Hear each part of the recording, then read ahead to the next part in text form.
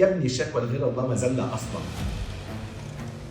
شركه الدعايه والاعلان بيحصل ان انا بيجي لي ستارت اب كتير قوي قوي قوي عشان يشتغلوا، فانا بقعد مع الناس دي كتير ساعات وبقعد ادردش وبخلق ريليشن بيني وبين الكلاينتس بتوعي يعني. فتلاقي دايما البيزنس مان او الناس الستارت اب هو لسه حتى ما وصلش لمرحله ان هو يبقى ستراجل، هو لسه ستارت اب، بيبقى تعبان من الكوميتمنت، بيبقى تعبان ومضغوط.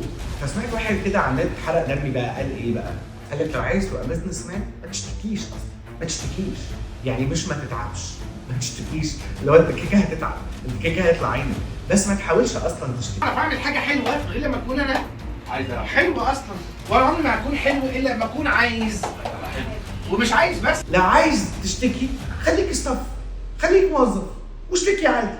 لو عايز تبقى بيزنس مان انت كده كده هتتعب سواء موظف او بيزنس مان، بس انت لو موظف هتلاقي حد تشتكي له، هتلاقي صاحبك تحكي معاه وتقول له مديري مطلع عيني، هتلاقي حق امك في البيت لا الشغل ابن 60 في 70.